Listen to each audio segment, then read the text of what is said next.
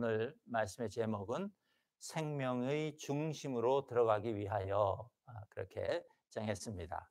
우리 하나님께서 주신 말씀 한번 같이 읽겠습니다. 18장 1절부터 8절. 예수께서 그들에게 항상 기도하고 낙심하지 말아야 할 것을 비유로 말씀하여 이르시되, 어떤 도시에 하나님을 두려워하지 않고 사람을 무시하는 한 재판장이 있는데, 그 도시에 한 과부가 있어 자주 그에게 가서 내 원수에 대한 나의 원한을 풀어주소서 하되, 그가 얼마 동안 듣지 아니하다가 후에 속으로 생각하되, 내가 하나님을 두려워하지 않고 사람을 무시하나 이 과부가 나를 번거롭게 하니 내가 그 원한을 풀어주리라. 그렇지 않으면 늘 와서 나를 괴롭게 하리라 하였느니라. 주께서 또 이르시되, 불의한 재판장이 말한 것을 들어라. 하물며 하나님께서 그 밤낮 부르짖는 택하신 자들의 원한을 풀어주지 아니하시겠느냐? 그들에게 오래 참으시겠느냐? 내가 너희에게 이르노니 속히 그 원한을 풀어주시리라. 그러나 인자가 올 때에 세상에서 믿음을 보겠느냐 하시니라. 아멘. 네.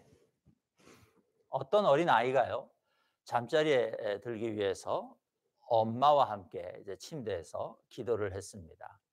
아이가 조용하게 기도합니다. 하나님, 엄마와 아빠를 축복해 주세요. 그리고 하나님, 저에게 새 자전거를 한 대 주세요. 그리고 크게 소리를 지르고 기도를 했습니다. 그러니까 그 옆에서 엄마가, 얘야, 하나님은 귀머거리가 아니란다, 그렇게 말씀하셨어요. 그랬더니 꼬마가, 엄마, 저도 알아요. 하지만 옆방에 계신 할머니는 귀가 잘 들리지 않잖아요. 그렇게 말했다고 합니다. 그러니까 하나님보다 할머니가 자기 기도를 들어줬으면 좋겠다, 그렇게 생각한 것이죠, 이 꼬마가. 여러분, 제가 주중에 미나리라는 그 영화를 여러분들에게 좀 보시라고 보내드렸는데, 그 링크가 이미 디스커넥트 된 것이라서 여러분 못 보셨을 텐데요. 저는 이제 볼 수가 있었습니다. 그 미나리가 하도 유명한 영화라서 저도 궁금했는데, 우리 친구 목사님이 어디서 구했는지 그 링크를 보내줬어요. 근데 아마 제가 보고 나서 얼마 있다 그 링크가 이제 닫힌 것 같아요. 근데 거기에 그 윤여정 씨가 할머니로 나오는데, 어, 너무 상을 많이 받았잖아요. 지금 한 30개가 넘는 상을 받았다고 합니다. 전 세계에서. 그래서 너무 기대를 가지고 제가 봤어요, 아내하고. 그런데 처음에 그 영화를 보고 나서는 좀 실망했습니다. 왜냐하면 영화의 스토리가 뭐 이민자들의 삶이니까 우리 입장에서는 뭐 뻔합니다. 힘들고 어렵고 그런 삶이죠. 또 그 할머니의 역할을 맡은 윤여정 씨의 이 연기도, 또 연기와 역할도 제가 보기에는 뭐 아주 그렇게 특별할 게 없습니다. 늘 우리가 일상에서 보는 그런 할머니예요. 우리 한국 할머니들. 예. 자식이라면 그저 뭐든지 줄 수 있고, 예. 또 손주 손녀를 위해서는 그냥 뭐 무엇이든지 할 수 있는. 예. 그 영화에서 보면 손주가 장난치느라고 할머니를 처음에는 미워하는데, 자기 집에 온 할머니를.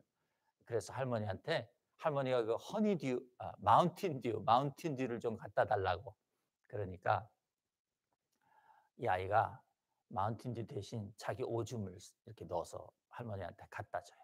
그 할머니가 오줌을 마시게 된 거죠. 손주의 오줌을. 색깔이 비슷하니까. 근데 할머니가 그것도 탓하지 않아요. 예.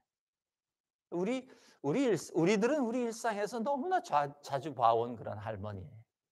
그런데 그 할머니가 그렇게 이 미국 사람들한테는, 또 다른 전 세계 사람들한테는 아마 인상적이었던 것이 아닌가. 그래서 그 할머니 역을 맡은 윤여정 씨가 그렇게 큰 많은 상을 여러분 받았다는 것이. 여러분, 오늘 예수님께서 18장 1절에 보면 기도하고 낙심하지 말라, 그렇게 제자들에게 말씀하셨어요. 그들에게 항상 기도하고 낙심하지 말라 이렇게 말씀하셨어요. 그들에게라는 이것은 지금 17장의 말씀을 들었던 제자들을 의미하는 것입니다. 그러니까 이 17장의 그 마지막 때에 대한 그 예수님의 가르침과 오늘 이 비유는 따로 떨어져 있는 것이 아니고 하나의 스토리다 이렇게 우리가 읽을 수 있습니다. 여러분 이 17장 마지막에서요.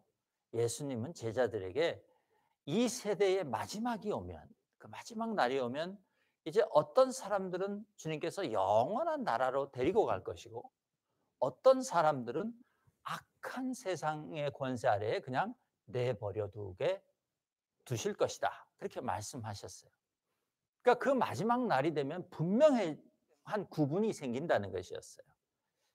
그리고 그 마지막 날에 있을 분명한 구분, 주님이 데려가실 사람들, 또 주님이 그저 악한 권세에 놔두실 사람들은 그 구분은 지금 이 땅에서 우리가 하나님 나라를 선택하며 사느냐 아니면 다른 것을 선택하고 사느냐에 달려 있다. 그렇게 말씀하셨고 제가 어제 설교에 그 말씀을 드렸어요. 일상 속에서 하나님의 나라를 선택하며 사는 사람들은 지금 예수님을 따라가는 사람들이에요. 그리고 주님이 오실 때에 그들을 당신의 나라로 데리고 가실 것이에요. 여러분 이 예수님을 따라가는 사람들, 그러니까 그 마지막 날을 기다리며 소망하며 이 땅을 살아가는 사람들, 제자들이라고 할 수 있고 성도들이라고 할 수 있는 사람들, 그 사람들에게 이제 너희에게 가장 필요한 것이 있는데 그것이 기도다. 예수님께서 오늘 그렇게 말씀해 주십니다. 인자의 날, 즉 주님이 다시 오시는 그 날까지 이 세상에서 너희가 롯의 아내처럼 뒤돌아보는 그런 우를 범하지 않고 살아가기 위하여 꼭 필요한 것이 있는데 그것이 기도다는 것이죠. 이런 믿는 성도들이 일상에서 하나님의 나라를 선택하기 위해서 기도는 선택이 아니라 필수라는 것이에요. 오늘 이 말씀을 통해서 우리가 느슨해진 우리의 기도의 끈을 단단하게 조여매는 그런 저와 여러분 될 수 있기를 주님의 이름으로 축복합니다. 여러분 우선 1절에서요. 주님이 제자들에게 항상 기도하라 그렇게 말씀하셨습니다. 그러니까 이 말씀을 뒤집어 읽으면 이렇게 됩니다. 주님의 날이 올 때까지 제자들에게는 기도할 일이 있을 것이다.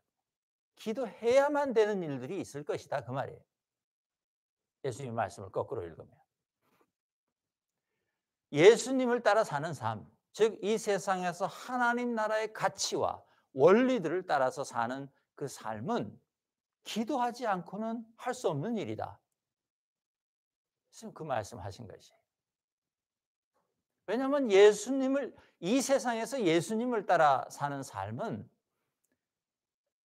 노아와 롯이 자기 시대를 살았던 것처럼 그 시대, 자기가 살고 있는 시대와 불화하는 일입니다. 여러분 지금 우리가 살고 있는 이 세상에서 우리가 예수 그리스도를 따라 산다는 것, 하나님 나라의 원리들을 쫓아 산다는 것은 세상의 원리와 부딪히는 일이에요. 세상과 불화할 수밖에 없는 일이다 그 말이에요. 그렇기 때문에 우리가 기도하지 않고서는 그 예수를 따라 사는 삶을 지속할 수 없다. 주님께서 그렇게 말씀해 주신 것이에요. 그러므로 예수님께서 지금 하라고 하신 이 기도는 하나님 나라를 위한 기도라고 생각할 수 있습니다. 여러분 우리가 11장에서 그 주기도문을 우리가 배울 때에도 하나님께서 제일 먼저 뭘 기도하라고 그러셨죠? 하나님 나라를 위해서 기도하라고 말씀해 주셨습니다. 또 18장 1절을 보면 그 항상 기도하라는 그 말씀 외에 너희들이 기도하는데 항상 기도하는데 낙심하지 말라 그렇게 말씀하셨어요. 여러분 여기서 낙심하다 이렇게 말한 것 낙심은 이 마음이 쿵 떨어지는 것이죠. 낙심이니까 마음이 툭 떨어지는 것이. 마음이 툭 떨어지면 여러분 어떻게 됩니까? 어, 열정도 식고, 예, 또 조금만 무슨 일이 닥쳐도 포기하고 싶고, 예, 그렇게 됩니다. 마음이 툭 떨어지지 않도록 마음을 잘 붙들고 있어야 돼요. 기도를 포기하지 말라 그 말씀이에요. 기도를 포기하면 우리의 마음이 툭 떨어지게 된다 그 말이에요. 이 말씀도 뒤집어 읽으면 성도의 삶에는 그런 일들이 있을 것이다. 예수님의 제자들이 이 세상을 살아나갈 때에는 그렇게 마음이 툭 떨어져 버리는 것 같은 그런 일들이 있을 것이다. 그러므로 너희들이 기도함으로 그 마음을 붙잡아야 된다. 예, 그 말씀을 하시는 것이에요. 여러분, 이 기도에 대한 이 예수님의 말씀은요, 우리가 이제 그 2절부터 8절까지 있는 그 비유, 예수님이 주신 그 비유를 보면 더 잘 이해가 됩니다. 지금 그 비유 안에서 과부가 등장하는데, 비유를 읽어보면 예수님께서 이 비유를 말씀하신 대상을 우리가 생각해 보면 그 비유 안에 과부는 예수님이 지금 걱정하시는 제자들입니다. 예수님이 걱정하시는 성도들. 이 세상 가운데서 당신의 날이 임할 때까지 이 세상에서 하나님의 나라를 붙잡고 살아야 되는, 하나님의 나라를 살기 위해서 애써야 되는 그 제자들, 성도들, 그들을 이 비유 안에 과부로 비유하셨다. 저는 그렇게 생각합니다. 여러분, 이 과부가 비유 속에서 어떤 사람입니까? 재판장이 얼마 동안 무시해버렸다 그랬어요. 이 과부가 지금 부당한 일을 당해서 재판장한테 찾아가서 나의 부당함을 들어주고 올바르게 바로잡아 달라 그렇게 얘기했는데 얼마 동안 무시해버렸다 그랬어요. 이 얼마 동안이라는 이 단어가요, 정말로 얼마 동안인지 모릅니다. 그 원어를 살펴보면 indefinite time, 그러니까 어느 정도 기간인지 모르는 그런 시간이에요. 그냥 무작정 내버려 뒀다 그 말이에요. 과부가 와서 부당한 그 일을 당한 사람이 와서 얘기를 하는데도 재판장이 그냥 내버려 뒀다 그 말이에요. 그 말을 들어주지 않고. 그것으로 보아 이 과부는 사회적으로나 경제적으로 가난하고 힘없는 사람의 전형적인 그런 사람이었다 우리가 생각할 수 있습니다. 여러분, 그 당시에 재판이라는 것은요, 그야말로 재판장 마음입니다.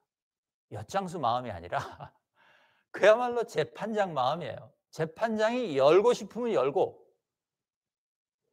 안 열고 싶으면 안 열어도 누가 뭐라고 할 수 없는 그런 권세를 가지고 있었어요, 그 재판장. 그러니까 부당한 사람이 억울한 일을 당해서 호소할 수 있는 길은 유일한 길이 재판을 받아보는 길이었는데, 정말로 그 재판에서 지면 그것도 억울하겠지만 재판을 열어보지도 못하는, 예, 자기의 부당함을 공식적으로 가서 호소해보지도 못하는 그런 상황을 지금 이 과부가 겪고 있었다는 것이. 그게 전적으로 재판관의 재량이었기 때문에 아무리 억울한 일을 당해도 재판장이 공식적으로 재판을 열어주지 않으면 자기 억울함을 호소할 길이 없는, 다시 말해서 부당함 앞에 정의를 세울 수 없는 그런 사회 상황이었습니다. 여러분, 요즘 한국에서 뭡니까 이 검찰 개혁한다 이래서 기소권을 누가 가지냐 이거 가지고 지금 많은 그 씨름들을 하지 않습니까? 그러니까 우리나라도 검찰 외에는 아무도 기소할 수 있는 사람이 데가 없었다는 것이. 그러니까 아무리 억울해도 검찰이 기소를 해줘야 재판이 열릴 수 있었다는 것이죠. 딱 지금 그 상황인 것이에요. 이 예수님 때의 상황이. 재판관이 재판을 열어주지 않으면 아무 데도 가서 호소할 길이 없는 거예요, 부당한 일을 당한 사람들이. 여러분 지금 과부가 그런 상황이에요.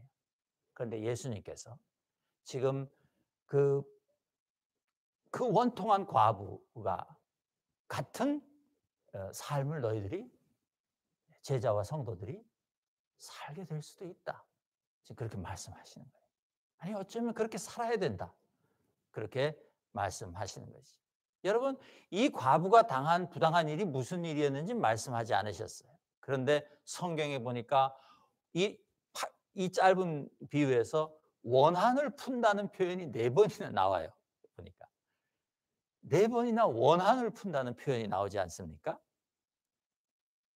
3절에도 보면 나의 원한을 풀어주소서. 5절에도 내가 그 원한을 풀어주리라. 7절에 택하신 자들의 원한을 풀어주지 아니하겠느냐. 또 8절에도 속히 그 원한을 풀어주시리라.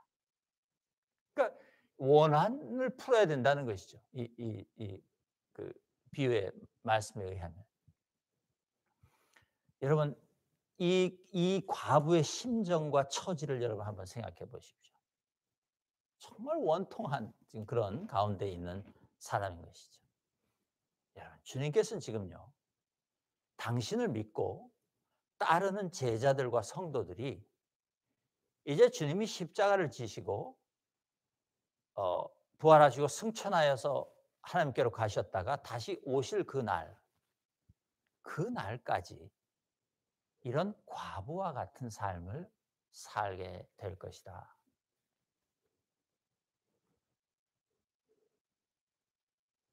예고하신 것이에요. 예수님을 따라 사는 성도의 삶을 이렇게 불의한 재판장들이 판을 치는 그런 세상에서 하나님 나라를 살아내야 하는 그런 과부의 처지에 비유하신 것이라는 말씀입니다. 혹시 우리 성도님들 중에도 이런 과부의 원통함 같은 것들을 가지고 계신 분이 있으십니까? 기도하셔야 됩니다.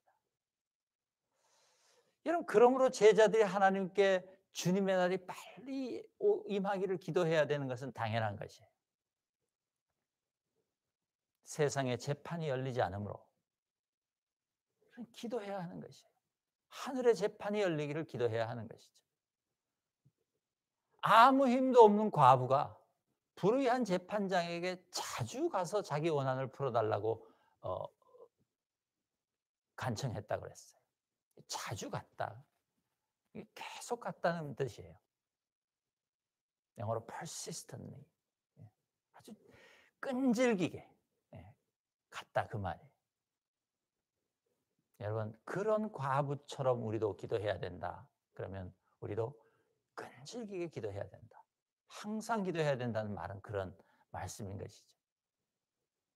그렇다고 여러분 이 과부가 재판관을 찾아가서 귀찮게 하니까 재판관이 할 수 없어서 귀찮아서 그 과부의 그 원통함을 들어주었다 그랬는데 우리 하나님이 그렇다는 말씀입니까? 그런 재판장 같다는 말씀입니까? 그것은 아닙니다. 그죠?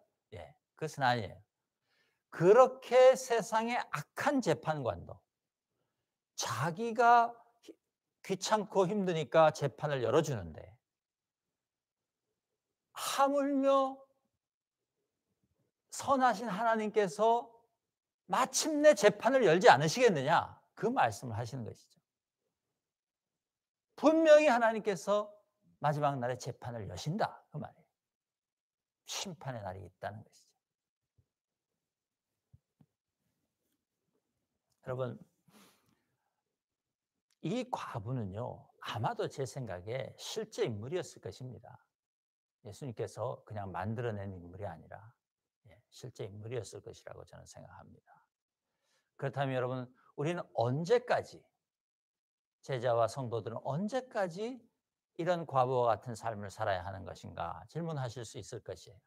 언제 하나님은 재판을 열고 정의를 세워주실 것인가? 이 질문에 대한 정답은 아주 쉽습니다. 여러분 다 아시는 것이에요. 주님이 오실 때까지입니다. 예수님이 재림하셔서 오셔서 마지막 심판이 이루어질 때까지예요. 그러나 정답은 쉬운데 이 정답을 우리가 이해하려면 그것은 좀 어렵습니다. 그죠? 예. 그래서 오늘 그 말씀을 잠깐 드리겠습니다. 여러분, 이것은 지금 우리가 살고 있는 이 시간이 역사 속에서 하나님의 구원의 역사 속에서 우리가 살고 있는 이 시간이 어떤 시간인가를 여러분들이 잘 이해하셔야 되는 그런 것입니다. 여러분, 우리가 어제 본 그 17장에 보면요. 주님은 인자의 날이 있다 말씀하셨고 또 인자의 때가 있다 이렇게 말씀하셨어요. 성경을 읽어보시면 인자의 날과 인자의 때라는 표현이 나옵니다. 24절에 나오는 그 17장 24절에 나오는 인자의 날은 예수님이 다시 오시는 그 특정한 날을 말하는 것입니다. 헬라어로 the day라고 했어요. the day라고 했어요. 즉 주님이 재림하시는 날이에요. 반면에 17장 26절에 보면 인자의 때라는 표현이 나와요. 이것은 정확하게 번역하면 그 때는 날들, 그러니까 days, 여러 날들이죠. 여러 날은 뭡니까? 기간이죠. period. 구체적으로 그러니까 인자의 때라는 것은 주님께서 지상에 사셨던 날로부터 시작해서 주님께서 다시 오시는 날까지 그때, 그 기간을 인자의 때라고 표현하신 것이에요. 우린 지금 인자의 날을 기다리면서 인자의 때를 살아가고 있는 사람들입니다. 그런데 그 17장 26절 이후로 보면 그 인자의 때, 지금 우리가 살아가고 있는 이 시간, 이 시대, 그것을 노아의 때와 같다, 롯의 때와 같다 그렇게 말씀하셨어요. 여러분, 성도는 지금 노아가 자기 시대에 아무도 관심을 가지지 않는 그 방주 짓는 일을 했던, 관심을 가지지 않을 뿐만 아니라 사람들이 조롱하고 비웃었을 그 일을 하고 있었던 노아, 그런 삶을 살고 있었던 노아의 우리의 지금 살고 있는 삶을 비유하신 것이죠. 성도들이 그런 삶을 지내야 된다. 그런 시간을 지나가게 될 것이다. 그런데 여러분, 그 노아의 때는 겉으로 보면 세상 사람들은 노아를 비웃고 쓸데없는 짓 한다 그러고 아무 소용없는 짓 한다 그러고 어떤 사람은 미쳤다 그랬을 수도 있을 것이고 그런 때였는데 겉으로는. 근데 진짜 하나님의 역사 속에서는 지금 무슨 일이 어떤 시간이었던 것입니까? 그 노아의 때가 그들에게 심판이 정해져 있던 시간이에요. 하나님께서는 내가 이제 곧 비를 내려서 온 세상을 심판하실 것이라고 정해놓고 있었던 시간이에요. 그래서 이제 그 때가 지나가고 그 날이 오면 노아를 비롯해서 구원받는 자들이 있을 것이고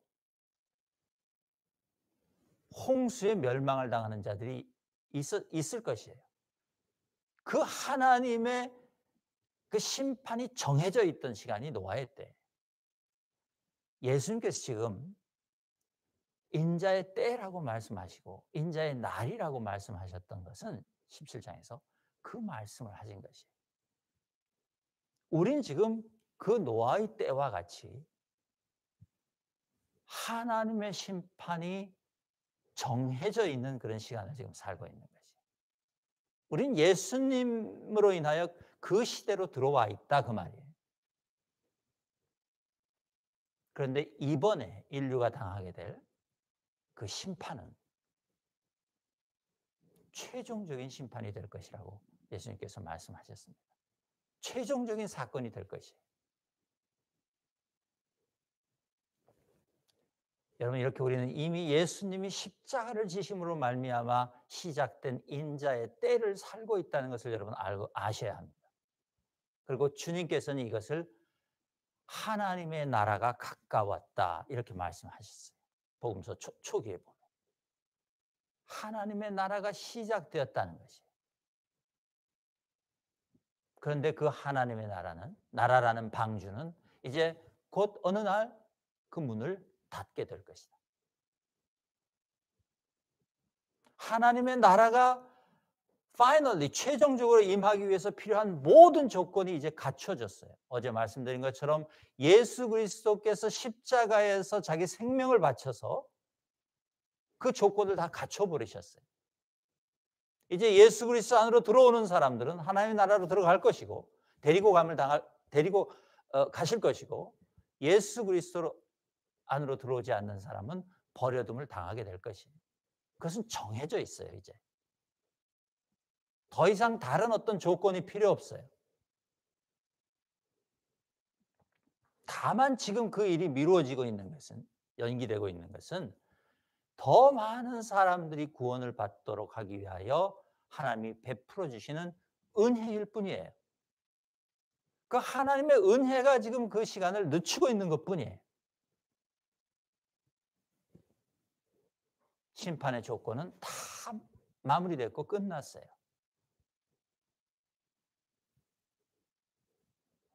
우리 성도는 그때까지, 그 인자의 날까지 여기에서, 이 땅에서 하나님의 나라를 살도록 부름받은 사람들인 것입니다. 주님께서 말씀하시기를 그 삶은 쉽지 않을 것이지만 마침내 주님의 날이 임하면 우리가 이 세상에서 하나님 나라를 살기 위하여 겪었던 모든 고난과 원통함이 다 보상을 받게 될 것이다. 그렇게 말씀하시는 것이에요. 아멘.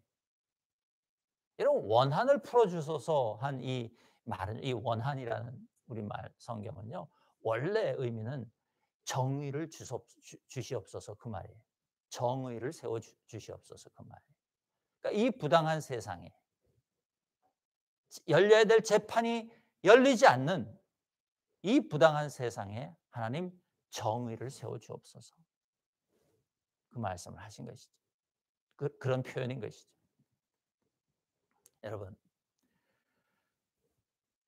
모든 불의가 힘을 잃게 되는 때가 있을 것이에요. 심판을 받을 때가 있을 것이에요. 그때 이 땅에서 부당한 대우를 받고 그러면서도 인내하고 주님을 따랐던 모든 성도들은 그 모든 억울함이 풀릴 때에 하나님 나라의 정의가 세워지는 기쁨을 만끽하게 될 것이에요. 그래서 그 기쁨을 위해서, 그 날을 위해서 예수님께서 이제 너희들이 기도해야 하는데 지치지도 말고 포기하지도 말고 기도해야 된다. 주님께서 그렇게 말씀하시는 거죠. 그래야 너희가 너희를 내 안에 지킬 수 있다. 너희가 너희의 삶을 예수 그리스도 안에 지키기 위해서는 기도해야 된다. 그렇게 말씀하시는 거예요. 기도하는 사람이래야 그 삶을 지속할 수 있다. 포기하지 않을 수 있다. 말씀하시는 것이죠. 여러분, C.S. 루이스라는 사람이 이런 말을 했습니다. 한번 들어보세요. 기쁨과 능력과 평화와 영원한 생명을 얻으려면 그것을 가진 존재에게 가까이 가야 하며 그 속으로 들어가야 한다. 이것들은 하나님께서 아무에게나 나눠주시는 상품 같은 것이 아니라 실제의 중심에서 솟구쳐 올라오는 능력과 아름다움의 거대한 분수이다. 그 분수에 가까이 다가가는 사람은 그 물보라에 젖을 것이고 가까이 가지 않는 사람은 여전히 메마른 상태에 머물러 있을 것이다. 여러분, 이 C.S. 루이스가 한 말은요, 이 말보다 예수 안에서 이 땅을 살아가는 삶을 더 정확하게 표현하는 것은 없다. 제가 그런 생각이 들었어요. 여러분, 이 땅에서 우리가 살아가지만 여러분, 기쁨과 능력과 평화와 영원한 생명을 얻기를 원하십니까? 다 원하시죠. 그렇다면 그것을 가진 분에게 가까이 가야 한다는 것이에요.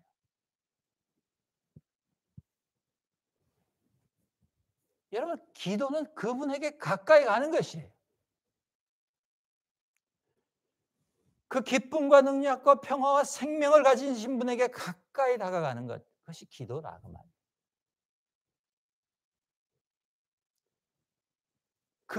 그것이 그분의 중심에서 지금 솟구쳐 올라오고 있다는 것이. C.S. 루이스의 말에 의하면 가까이 다가가는 사람은 그 물에 젖게 될 것이고, 가까이 가지 않는 사람은 여전히 메마른 상태로 살아가게 될 것이다. 여러분, 우리가 가까이 가야 합니다. 그 모든 것들의 그 생명의 중심이신 하나님께로 우리가 가까이 가야 해요. 예수 안에 산다는 것은 그것이에요. 물론 지금은 우리가 온전한 중심으로 들어가지 못할 수도 있어요. 그러나 여하튼 우리는 가까이 가야 해요. 그래야 그 기쁨과 평화와 능력과 생명의 물에 젖을 수가 있다.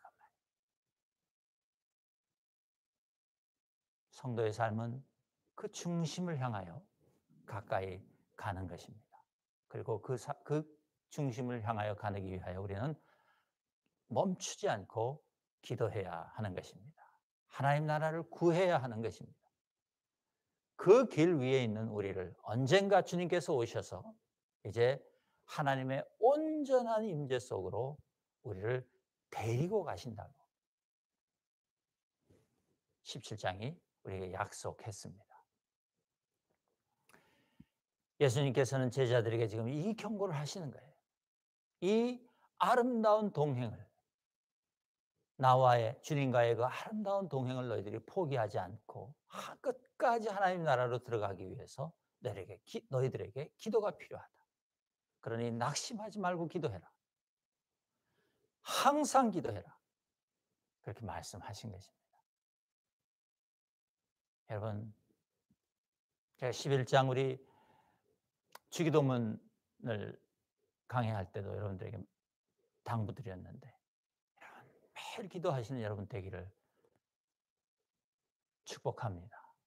매일 그 중심을 향하여 여러분 걸어가시는 그런 여러분들 되시기를 축복합니다. 기도가 참 힘들다 그렇게 얘기하시는 분들이 있습니다. 여러분, 어린 아이들이요, 맨 처음 그 색칠하는 것을 배울 때, 그러니까 컬러링 북을 가지고 색칠하는 것을 배우지 않습니까? 그럴 때 두 가지 어려움을 겪는다고 합니다. 제일 먼저 겪는 일은 뭐냐면, 어, 그 모양의 그 그림, 이렇게 선으로 그려져 있는 그 모양의 그 사물에 알맞은 색을 찾아내는데 어려움을 겪는다 그래요. 어린아이들이. 무슨 색을 칠해야 하는지. 예를 들어서 사과가 있으면 보통 사과는 뭐 빨간색을 칠한다든가 이래야 되는데, 빨간색을 찾지 못하고 검정색을 갖다 칠한다든가, 이렇게 그 색깔을, 알맞은 색깔을 칠하지 못하는, 찾아내지 못하는 그런 어려움을 겪는다고 합니다.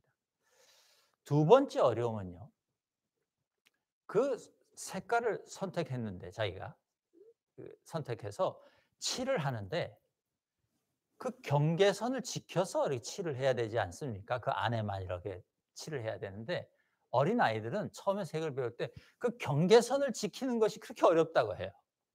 그러니까 막 칠하다 보면 막 경계선 바깥으로 나가고, 어떤 거는 또 다 칠해지지도 않고 그렇게 되지 않습니까? 우리가 어린아이들 색칠하는 것을 보면 어린아이들이 그렇게 그런 색칠하기를 배울 때 그런 어려움을 처음에는 겪는다는 것이에요. 그런데 여러분 어떻습니까? 우리 김영선 전도사님 어린아이들 그 교육을 오랫동안 하셨는데 계속 아이들에게 그 색칠하기를 가르치고 어 어 고쳐주고 계속 훈련을 하게 하면, 연습을 하게 하면 시간이 지나고 자라면서 어떻게 됩니까? 올바른 색을 골라서 칠하고 경계선도 넘어가지 않고, 예, 잘 칠해서 그 그 컬러링 북의 그 그림이 아주 아름답게 완성되는 그런 때가 여러분 오지 않습니까? 여러분 기도도 그런 일이라고 생각합니다. 여러분 우리는 모두 하나님 아버지의 어린 아이들 아닙니까? 그래서 처음에 기도하면 실수가 있는 것이죠. 무엇을 그러니까 어떤 기도의 색을 골라야 하는지도 모르고 또 경계를 잘 지키지도 못하고 그렇게 기도하는 것이죠, 우리가. 어린아이들과 같아서. 이 세상과 우리의 삶에 하나님 아버지의 뜻이 이루어지게 하소서, 하나님의 나라가 임하게 하소서 그렇게 기도해야 되는데 우리가 그것이 무엇인지 처음에 기도할 때는 무엇을 어떻게 구해야 하나님의 나라를 구하는 것인지 잘 모르는다 그 말이에요.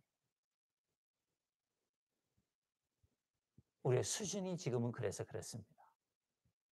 그런데 우리가 멈추지 않고 계속 기도하면 우리도 잘하지 않겠습니까?